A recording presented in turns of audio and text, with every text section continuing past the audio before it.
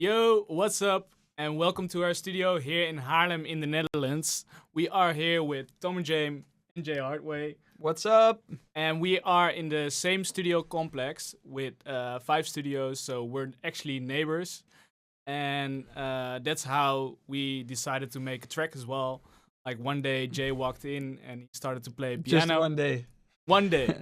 I walk in like basically every day to annoy the shit out of them.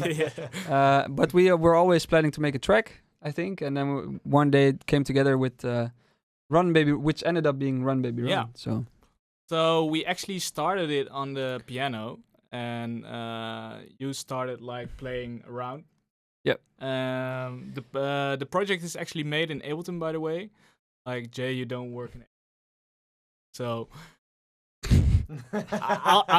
I'm gonna be the one behind the knobs. I have no idea what they did. Now, basically, I didn't really touch the controls or buttons. I was just here for a couple sessions. Do this, do that. Yeah, basically. EQ this, EQ that. Yeah, a little bit like that. So it started out. I was very nice during the process. Yeah, it was kind of hectic, but in the end, we made a great track. So we ended up with the chords, and they sound like this.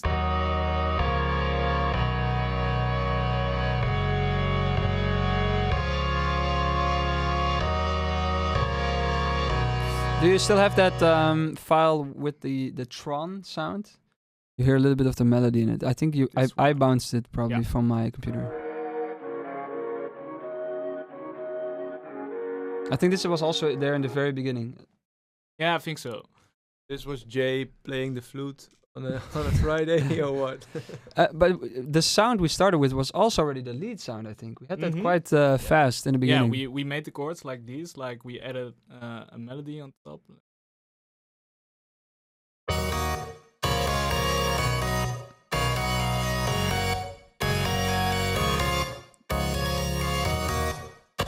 So that really sounded like super fat from the beginning, and quickly we took this pluck.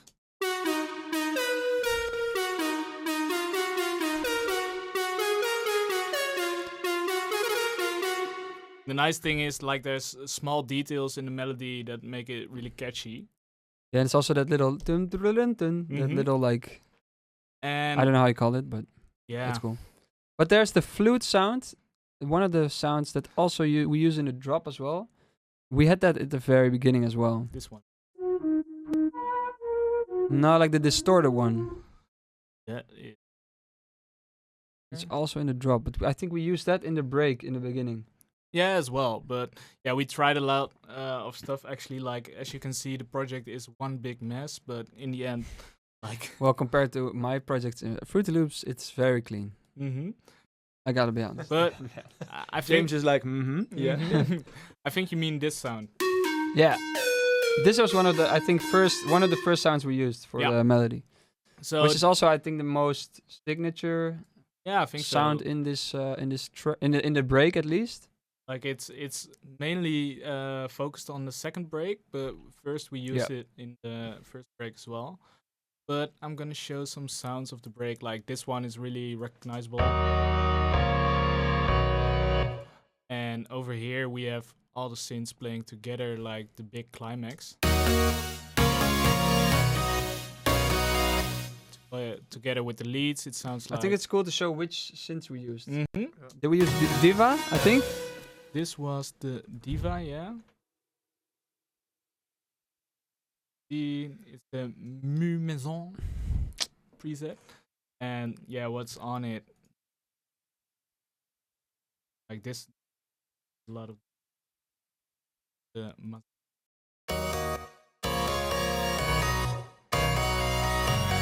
makes it really stand out. Also, we did some cool stuff with the low end. Like, we took a sample. We wanted to sound it like a bit of low quality, actually. So that was fun. So we Cut that out. Yeah, this is where the I think why the second break is really interesting, because it starts out with this just this sample looped, and it sounds like a synth kinda, and it breaks down as well. Yeah. And this is like really dope for tension live. unfortunately, we're we not able to didn't play it live, live. but that was the original idea. Like, Yep. also to start it as an intro. I think we used this as an intro with our ADE set, I guess. Yeah. And we tested it then, and it worked really well. So it also in the break it has heartbeat.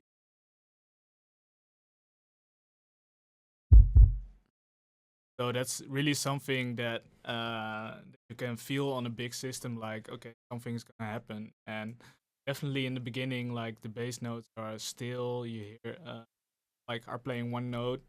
You have a bit of tension.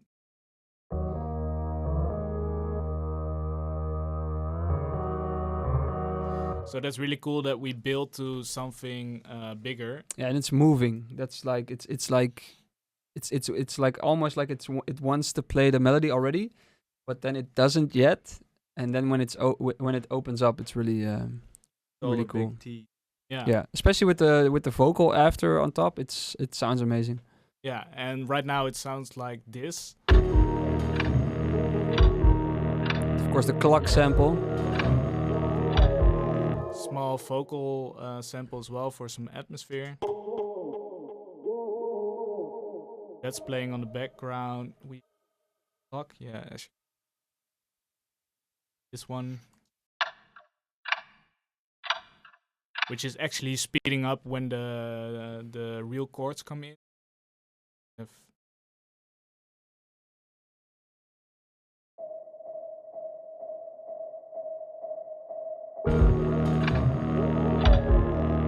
It's all atmosphere in here. Like it's like you don't hear that there's this much in it, and that I think that makes it cool because everything is doing its part still. Yeah, and also we wanted to build to something like a big climax in the break, and when you give away everything at the beginning, like it gets kind of predictable. So that's why we play with like the long notes, then the chords come in, and in the end, like the reveal. So this also has like a big impact for the feeling you get, like the emotional feeling that it opens up.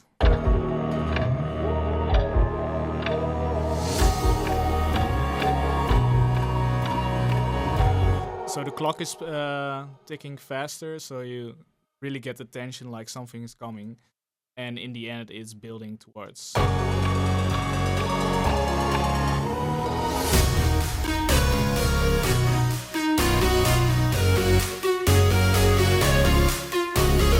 The melody. Yeah. Let's do it. It's quite simple actually, and what's really catchy about it, like it starts every time like this, and with these high notes, and it's actually the melody that we inspired the drop on as well. Yep. Like first we had a different, and over there like we used the full melody of the break, I guess. Other key as well. I forgot to mention that, but.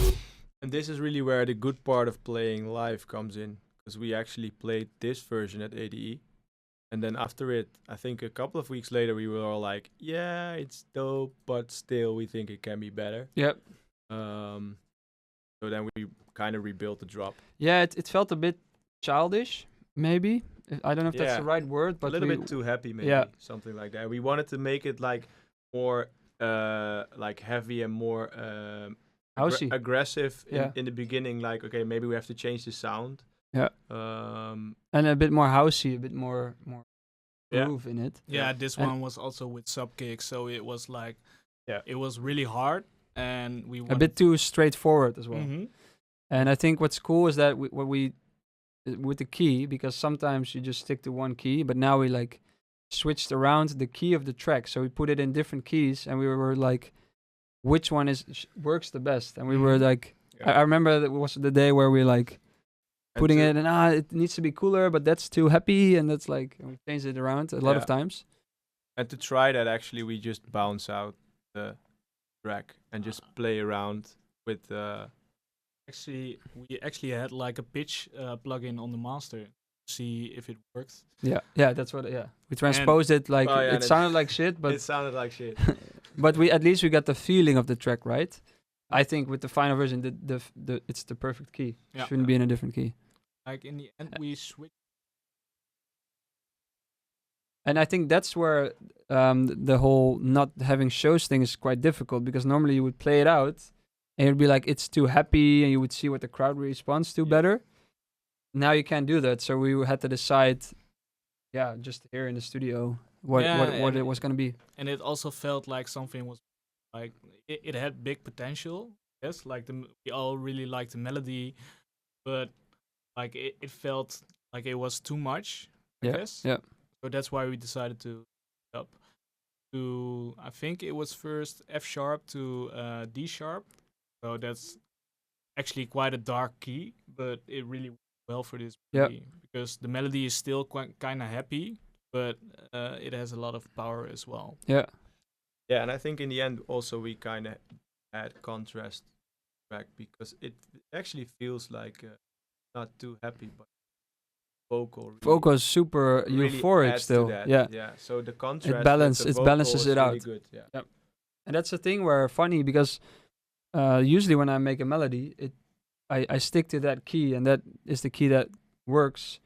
And now we found out that wasn't the key it should be in. Mm-hmm. And it's cool to see that melody working better in another key than. And it's always really nice when you decide to go into another key, and then someone has to change everything. Yeah. And this time it was James. James. And well, he was a little bit depressed. Press about it, press like and subscribe for James. James. Just for that. Thanks, guys. One like is one respect for James. James But yeah, switching the project around. In the end, like we turned out to like 116 tracks, which is quite much. Yep. And as you can see, like some parts are stems, because we also worked on Stems? stems from stamped, because we also worked on your Yeah, for some that's actually some small parts. So I bounced some things, not that much, but the main work is done by these guys on Ableton. So I'm super. Like I said, I was mostly creatively involved, which is quite new for me. But it's a cool way to. It's also producing, but it's a different way. Yeah, and So the funny thing is, when I get to think about the track more when I listen to it when we're working on it. Yeah, we are kind of used to it because we're always with two. Yeah. So with us, it's always like one is working and the other one is do this, do that. Well, Or we most change of over. my collabs, I've always done a lot of the work, like physically in the project, and now it's different, and it's a way you're relying way more on your creativity, which is really cool. Yeah, and also fun is like say something like do this, and just a bit different than you wanted it to. Yeah. But then you also get like new creativity Yep. as well. So now we go seamlessly to the build-up. Let's do a build-up. Yes. So the build-up is actually quite a lot of stuff. Like we layered a bunch of snares and quite interesting.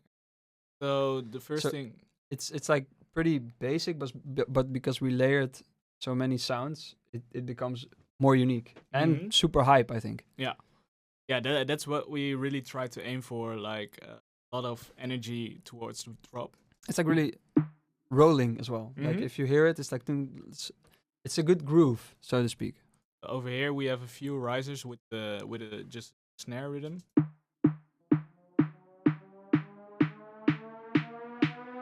Some impacts as well.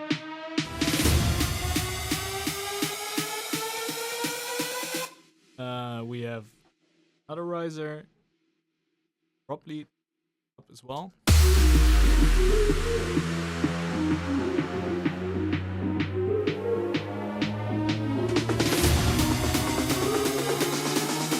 So this is a cool snare riser as well. Like it's pitching all the time.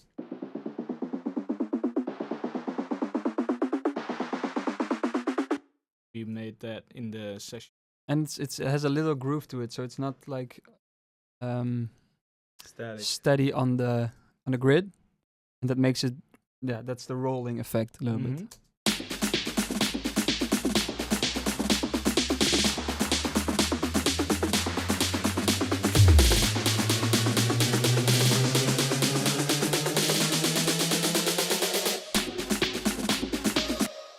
That group is this whole effect.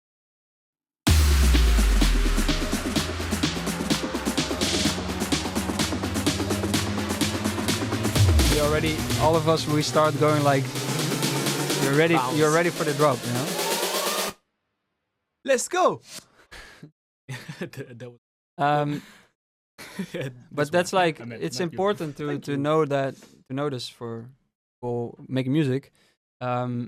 It's this kind of the same groove already as the drop, and that's like, it's, you can just put a regular build up in it, but it's important to get people actually ready for the drop. Yeah. So yeah, I think we did a great job. Yeah, and the funny thing is, like, it sounds simple, but you can't hear like all the layers that are playing because it's so well put together. So you have different rhythms going through each other, and that really gives that drive to the build-up.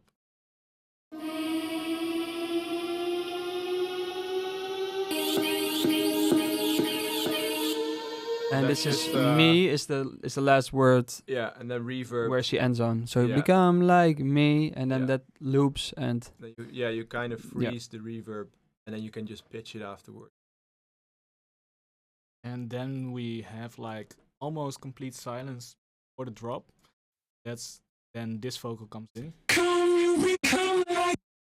which is like heavily distorted. the A lot. decapitator. Pitch Yeah. down. Yeah, Or the shift. formant down. So that really grabs your attention for the drop. And at first we had like a lot of fills and other stuff there, but we decided like, okay, we want to keep this simple and make it stand out a lot. Less is more. Yep. Yeah. And the reverse effect that's going towards the first kick, that's super important as well. Yeah, so that's a small one. That's probably the most important, that because it has a lot of low end, so it feels like it's the It sucks you The into kick. drop. reversed. Yeah. Okay, then we are at the drop. Drop it. True. Drops So only. we played a lot. Drops only. We played a lot with the kick bass rhythm, and that gives like almost all the groove in the drop. Shall we show the other drop first again, and then we do the new drop? Just to show you can Yeah. hear them side by side. Yeah, so the old drop sounded like.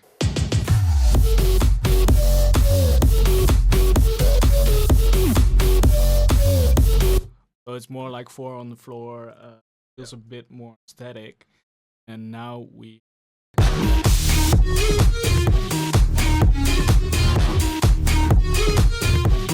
So we actually have like a lot of bass lines playing, and We made the melody more simple. I think that's the main thing at first. but it kind of feels the. Yeah, because you kept that first part like do do do do do, but then we changed it to that little do do do do do. Yeah. Because it would be too high, and that became a little bit childish, like do Yeah. do do do. Yeah, it makes it too happy. So Yeah, it- yep. I guess we went for darker vibe. But I guess for the bass line we started with this sound. This was actually a sound that we used in the track as well, and we layered this up with it. I think a new world sound, right? And this is actually playing like notes are really low, but the combination of these two, like playing a lower note as well, gave it a lot of groove and movement. I remember the groove. We messed around a lot to get the right groove and feeling. Yeah. So that's like moving notes, using different bass sounds, trying to get it more aggressive. And that was a little bit of the challenge in the beginning, I remember, because the thing with making it more aggressive isn't only just a more aggressive sound, like the way the sounds are programmed together. Yeah. like that. And that's what we like.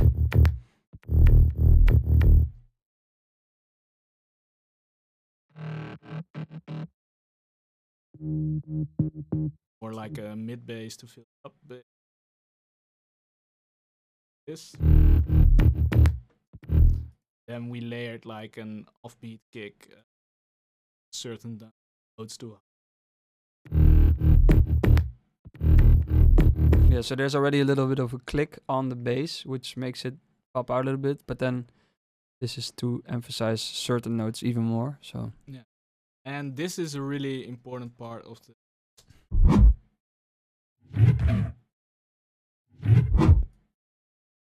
Yeah, so these Yep. kind of wops, kind of things that. it's like a leopard Question- meets a lion meets yeah. Nalpart. And the good thing about hippopotamus. is that it has a way different sound than the rest of the bass line. So that makes it feel like the bass line is moving sound-wise. Yep. Yeah, well. question and altogether that sounds like.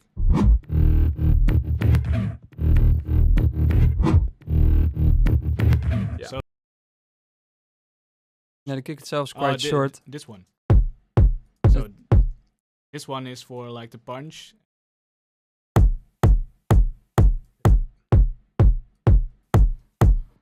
And yeah, back in the day, I guess we kicks a lot of punch. Actually, this is a bit of darker sounding kick. Yeah, It's houseier. I think Yeah. it's not as aggressive as you. Again, it's yeah, not as aggressive as the sub kicks we used in No. 2014. So the clap is playing from the beginning as well. So small detail after clap. Just simple open later on. Yep. Always try to build up with those as well. Yeah, and I think you guys did the most of those hi-hat grooves and stuff after we made like the bass groove and stuff like that. But it seems like, because you just said it, you're like down talking yourself, but it's like, yeah, it's just a simple hi-hat, but you chose this hi-hat for a reason, you know, Yeah. and it's Sometimes this hi-hat it's really- makes it work. Yeah, sometimes it's really you can actually fight about a high. Yeah. And This is also a really important part. I guess this is the sound we first made the drop with. Yeah, in the old version we used this one as the lead. But in this version it goes to make like a A-B part different lead.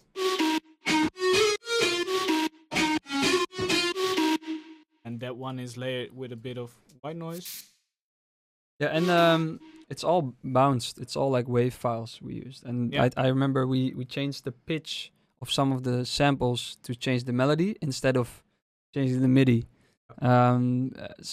It can work cool because it gives it more raw feeling to it sometimes. yeah, when you bounce it out to Yeah. audio and you Also sound because way we- different than when you put it. Also because we transposed the project, so it already has that little Yeah. edge of the pitch shift, And which we is also like cool. to try it a lot because sometimes a note can sound really different. You hear a new melody inside your head. Really, actually. That's the original sample and with all processing. So we distorted it quite heavily. Pressed With it OTT. A lot. The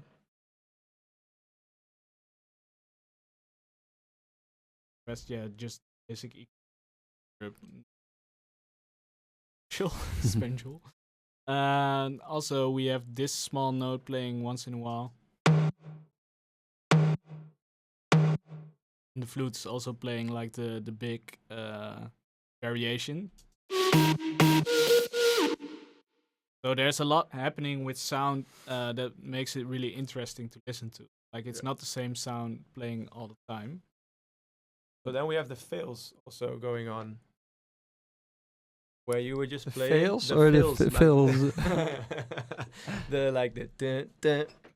Oh, over The here. rave ones. generator, Yes. Let me check where. which was I think this was kind of an accident, Yeah. which is like it's a fill in a weird way that you wouldn't expect it. Normally you, And we were- you I think it- try fills on the end of like bar or something like Yeah. that. And now we do it at the beginning. Yeah, I don't know how we came upon this, but we were just messing around with this plugin, the rave generator, and I think James just wanted he really it wanted to bec- use yeah the you rave want to, generator. you want to use it, Yeah. and you put it in a place where you didn't really want to put it, and I was like, hey, this is cool, and then we made this kind of weird fill out of it, Yeah. Mhm. which is awesome, I think. which Yeah. makes And- I think that makes the drop also very playful and Fresh, unique. yeah. Yeah. And a cool thing to say about the rave generator, like it's an old school sound, like all the rave sounds from 90s and that kind of sounds you can. So goes this one, which Super is dirty. like really old school rave step, and this one as well. Super dirty. I did we put sidechain on it? I don't think in Yeah, the beginning we just a didn't. bit. A little bit, yeah. No, this one. This one doesn't have it. No. So the rave generator is like a really cool plugin, and we just talked about the weird placement, but now in the mix. So that builds also a lot of tension for you as a listener. Like Yep. what's gonna happen? Suddenly something different happens. Yeah, and the sound on that first, like that lion meets hippopotamus meets thing sound is doing a lot in that fill. Mm-hmm. And for the rest, we cut everything out, like all the bass lines, so you really get that. Let's show the lead sound. This is the lead synth. A lot of people were asking us about it, like how did we make it? It's actually a sample from a violin, and we just took a few parts to make the melody of the drop, and it sounds like this. Quite ugly actually, but we distorted it like heavily with amp, Camel Crusher after that. Really small reverb. So that really gives a lot Which is at 97%. Or is that because of the automation? Because it's super high. That's a super high mix. Yeah, it's super wet actually. Yeah. That gives it a lot of character as well. Yeah, so I Okay. think Jame here, Thomas also probably the wizard of using, like I use one EQ plugin most of the time, and they like to check out a lot of other EQ plugins, and that makes everything sound a little bit different, which is Mhm. really cool. Yeah, there's so many great EQs out there, Yep. and each one has its own character. Yep. Actually, like if you would do the same high-end boost, the stock plugin, it would sound different. yeah. But that's So- why every time I walk in here, there's some new plugin they want me to check out. But it's actually like one layer in the drum. And of course, it's playing like the A/B part with this one, but Yeah. the main sound So is you're lying. is one layer, like that you hear the most of the time. Yeah. Some things we add on the first kicks as well. It's like a Epic super fart. dry. Yeah, but like it just sounds super stupid. Not even like a fart, but like it sounds just super stupid without anything. It's just like, but it helps a lot. Yeah, it's not playing everywhere. I think like the real thing with this drop is that there's not really like a loop going on. We just had a lot of different sounds, placed them in at the right time. Yeah, at we the right switch it up. moment, switch it up, and just not loop everything and copy everything. I think that's what makes it a real special, like Yep. moving drop. So we had a massive fight here in the studio when we were at the second With part of the drop. knives, guns. It was crazy. He was like, "I'm gonna run, baby, run the hell out of here." I was in the hospital for 5 weeks. But we made a decision. No, there's this in the second part of the drop. What we always want to do, or at least we always want to do, is keep it interesting. You want to keep it interesting, so you want to add some stuff, some hi-hats, some shakers, or maybe an extra melody. And we had this synth playing the melody, which plays a couple of notes of the melody, and we had a first sound, and you were like, "Oh, we just picked this sound for now." Mm-hmm. And it's pretty childish sound, but I was like, sounds awesome in the whole mix. It really adds room. It really adds something to the second part of the drop. So maybe you can show the sound we had It's the fights green. about. This We one. literally talked about it for like 2 hours. Yeah, we got different people actually like, what do you think? Who's right? Like it's the middle. It's a compromise, middle but ground. it's Everyone on was my. like, Jay's right, put it in there. You guys suck. It's still a compromise, but it's definitely on my half of the compromise. Yeah. So so it sounds like this. We had it more childish sounding before, so you added some distortion and some little pitch glides. So in the mix, it sounds like this.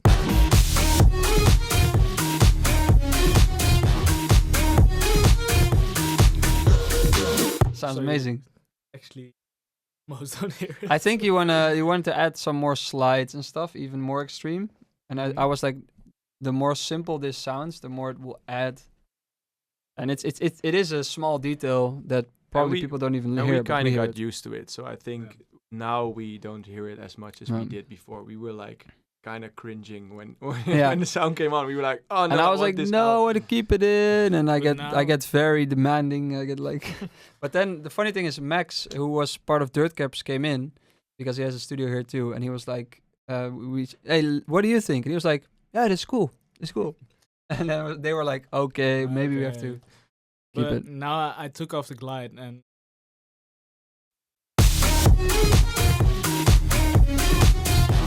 Better, man. Better. Barely no difference. But that was the final sound which completed like second part of the drop. Yep.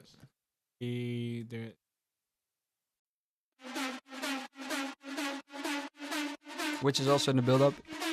Yeah. Feels we used.